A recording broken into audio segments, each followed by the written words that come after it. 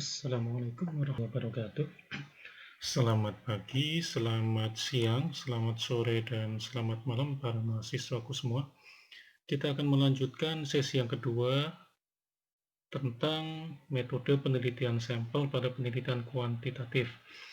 Di sesi yang pertama tadi sudah dijelaskan tentang menghitung besar sampel. Nah, sekarang pada sesi yang kedua kita akan bicara tentang metode pengambilan sampel pada penelitian kuantitatif. Saya tekankan pada penelitian kuantitatif.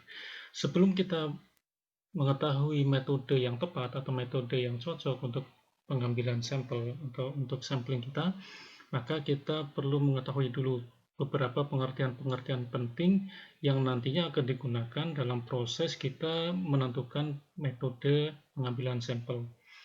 Yang pertama adalah populasi target.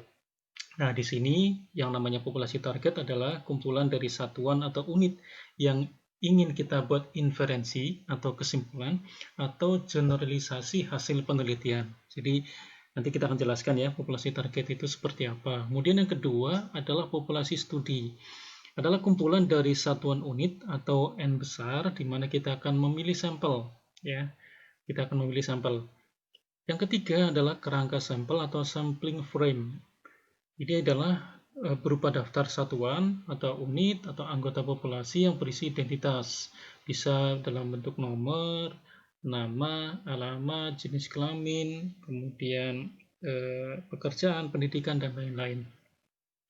Yang keempat adalah sampel. Sampel adalah kumpulan dari satuan atau unit yang kita ambil dari populasi studi di mana pengukuran dilakukan. Dan yang terakhir adalah unit analisis. Adalah bagian dari sampel di mana kita akan melakukan analisis, misalnya kepala rumah tangga, atau ibu hamil, atau balita, atau wanita usia subur dan lansia. Nah, ini gambaran yang mungkin bisa memberikan pemahaman yang utuh terhadap tadi sudah disebutkan ada yang namanya populasi studi dan ada namanya populasi target gitu ya. Jadi kita akan mengetahui populasi target, ini populasi target kita. Jadi, misalkan kalau kita penelitiannya pada wanita usia subur, jadi pada wanita usia subur secara general atau secara global ya, secara umum. Atau bisa juga misalkan pasien hipertensi, maka seluruh pasien hipertensi ini menjadi populasi target di mana? Tentunya di lokasi X atau lokasi Y atau lokasi Z atau lokasi yang mana. Kemudian berikutnya adalah populasi studi. Populasi studi ini dikerucutkan lagi. Kita akan mengambil beberapa bagian dari populasi target dalam bentuk populasi studi. Misalkan hipertensi di mana? Kalau tadi ada lokasi di desa X, maka misalnya atau di kecamatan X, maka kita akan mengambil di desa Y, misalnya begitu. Jadi lebih dispesifikan lagi. Ya, nah ini populasi studi itu terdiri dari beberapa sampel di sini. Ada bagian-bagian sampel di dalamnya yang memuat atau komponen-komponen yang ada di dalam populasi studi. Jadi bisa kita pahami ya. Jadi populasi target lebih besar atau lebih general, sementara populasi studi atau populasi target lebih general, sementara populasi studi itu lebih spesifik. Jadi kalau penelitian kita biasanya sampel yang kita ambil pada populasi studi, bukan populasi target. Kalau populasi target itu lebih besar. Nah, sebelum kita beranjak pada pembahasan berikutnya, kita harus tahu dulu ada yang namanya bias atau bias dalam pemilihan sampel. Bias itu berarti sesuatu yang mengganggu penelitian kita ya. Jadi kita tidak presisi, penelitian kita tidak ada beberapa yang mungkin perlu dipertanyakan. Nah, bias ini misalkan di dalam penelitian kesehatan biasanya kita meneliti pada sebuah unit pelayanan kesehatan, baik itu rumah sakit, puskesmas, klinik dan sebagainya atau laboratorium.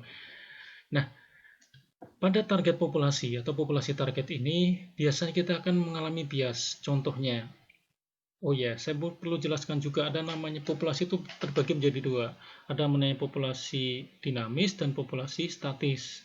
Nah, khusus penelitian yang ada di pelayanan kesehatan, populasi yang ini tergolong pada populasi dinamis. Karena apa? Karena bahkan tiap hari, tiap jam, mungkin tiap menit akan berubah komponen populasinya, anggota populasinya.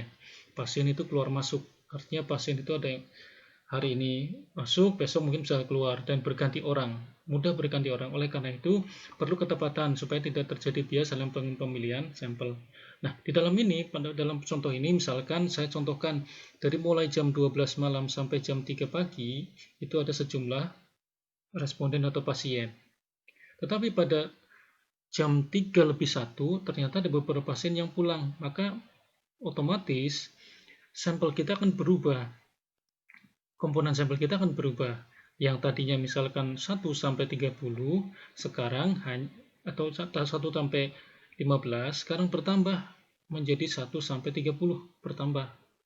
Oleh karena itu kita harus menghitung ulang. Nah, untuk mengantisipasi itu kita harus memahami betul apa yang dimaksud dengan bias dalam penelitian. Begitupun pada jam-jam berikutnya. Ada penambahan, kemudian meningkat penambah, kemudian turun lagi, bertambah, fluktuatif sifatnya. Atau bisa juga sebagai sesuatu yang sifatnya dinamis. Nah, oleh karena itu kita harus menentukan pada jam berapa, di ruangan mana, hari apa, itu yang namanya dengan studi populasi atau populasi studi. Jadi kita harus jelas, jangan sampai kemudian kita mengambil sampel pada jam-jam yang sebenarnya tidak tepat atau pada lokasi juga yang tidak tepat. Oleh karena itu kita harus pastikan betul populasi studi kita siapa, pada hari apa, jam berapa, begitu. Oke. Jadi dari sampai sini kita bisa mendapatkan gambaran yang cukup mewakili ya, apa yang dimaksud dengan bias pengambilan sampel. Nah, misalkan tadi kita akan mengambil pada jam 12 sampai jam 3. Ini namanya populasi studi. Yang lainnya masih dianggap sebagai populasi target. Gitu. Atau bisa juga berdasarkan ruangan. Itu juga populasi studi. Populasi targetnya adalah rumah sakit. Populasi studinya ada ruangan A atau ruangan B atau ruangan C. Baik, kemudian ini menentukan metode atau jenis metode sampling. Nah, kita perlu melakukan filterisasi, kita perlu melakukan analisis mendalam. Misalkan beberapa pertanyaan kita harus sampaikan, kita harus buat. Contoh pertanyaan pertama, apakah area yang akan disurvei relatif kecil? Misalkan jumlah sampelnya, jumlah populasinya, kemudian jumlah respondennya, dan misalkan scope lokasinya. Kalau iya, kalau relatif kecil, maka kita kemudian bertanya lagi, apakah ada kerangka sampel yang memuat di dalamnya identitas responden, baik nomor, alamat, umur, jenis kelamin, nama, dan sebagainya. Jika ada, maka kita bisa mengambil sampel yang sifatnya random. Oke, jika ada, maka kita bisa mengambil sampel yang sifatnya random. Nah, sementara pertanyaannya ada sini, jika tidak sampel yang kita ambil cukup besar atau tidak terlalu kecil, maka ada beberapa alternatif. Alternatif yang pertama adalah, atau alternatif berikutnya adalah menggunakan cluster sampling atau sampling cluster. Sampel cluster. Nah, nanti kan dijelaskan lebih lanjut bagaimana sampel atau cluster sampling. Nah, selanjutnya kita akan bertanya lagi, apakah kerangka sampel tersedia? Jadi, misalkan ada pertanyaan, apakah area yang kita sampel kecil? Kalau iya, maka kita akan tanyakan lagi, kalau kecil, apakah tersedia? Jika tersedia, ya jadi sampel wilayah areanya kecil, kerangka sampel tersedia, kita gunakan simple random sampling. Sementara jika tidak terdapat kerangka sampel, kita bisa menggunakan dua alternatif. Yang pertama adalah cluster sampling, ya, sama dengan yang di atas, cluster sampling. Kemudian yang kedua, kalau tidak, misalkan perlu diketahui besar populasinya, apakah diketahui? Jadi seleksi pertanyaannya, misalkan area yang disurvei kecil atau tidak. Kalau misalnya kecil, ya. Kemudian ditanya lagi, apakah ada kerangka sampel identitas responden? Tidak ada. Kemudian kita tanya, apakah besar populasi diketahui? Jika tidak diketahui, kita menggunakan cluster sampling. Jika diketahui, maka kita menggunakan systematic random sampling. Systematic random sampling. Baik, jadi, nah, kita bisa mengatakan bahwa dari seleksi ini kita bisa mendapatkan gambaran 3 macam sampel. Nah, kalau misalkan populasinya tidak homogen, estimasi tidak merata, kita menggunakan stratified sampling. Jadi, dengan 3 pertanyaan ini atau 4 pertanyaan ini, kita bisa menentukan jenis sampling yang sesuai. Sampai sini ya. Baik, kemudian yang berikutnya adalah metode sampling. Aplikasinya. Kalau stratified sampling, populasinya tidak homogen dan ingin membuat generalisasi pada subpopulasi.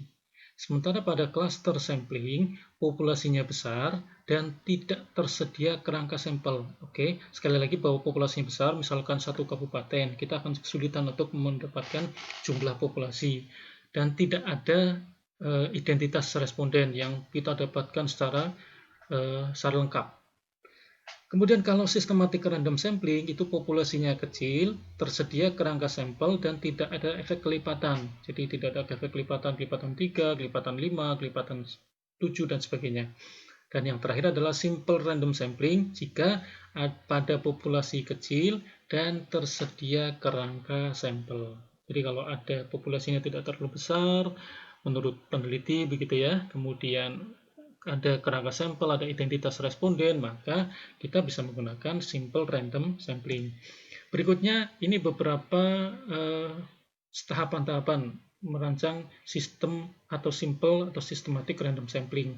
Digunakan jika ada kerangka sampel pada tingkat individu, jadi ada identitasnya. Kalau simple random sampling, kita bisa langkah pertama adalah menentukan populasi studi, yang kedua buat sampling frame atau kerangka sampling, tadi kita sudah harus mendapatkan identitas, yang ketiga tentukan besar sampel, kita menghitung besar sampel, tadi sudah dijelaskan di sesi pertama, dan yang berikutnya adalah memilih sampel sejumlah N secara random dengan acak, bisa menggunakan tampil random atau bisa menggunakan Excel. Sementara untuk systematic random sampling, kita pertama menentukan populasi studi. Sekali lagi, populasi studi kita apa ya? Kemudian yang kedua, buat sampling frame atau kerangka sampel identitas responden yang memuat identitas responden. Kemudian yang ketiga, tentukan besar sampel, kita menghitung besar sampel. Nah, karena systematic random, kita akan menentukan interval atau kelipatan biasanya. Misalnya kelipatan 3, kelipatan 5, kelipatan 7, kelipatan 10, dan sebagainya. Nah, pilih sampel nomor 1 secara acak. Itu diciri secara acak. Berikutnya untuk sampel 2, 3 dengan interval. Misalkan yang pertama misalkan kelipatan 3, yang kelipatan 3 ini kita acak. Berikutnya kemudian kita pilih kelipatan 3 berarti urutan ke-6, urutan ke-9, urutan ke-12. Kenapa? Karena kelipatan 3. Selanjutnya stratified random sampling. Ini jika syaratnya antar strata heterogen, jadi antar strata masing-masing strata. Kalau strata itu misalkan pada mahasiswa semester 1, semester 3, semester 5, semester 7 itu strata ya. Atau misalkan S1, D3, S1, S2 itu strata juga. Nah, dalam strata homogen. Jadi misalkan dalam semester 1, strata semester 1 itu semuanya homogen, semuanya sama semua ya. Maka kita bisa menggunakan stratified random sampling. Digunakan jika populasi tidak homogen, jadi memang tidak sama atau heterogen dan ingin membuat generalisasi untuk populasi. Nah, ada dua macam di sini. Yang pertama stratified atau stratifikasi sederhana.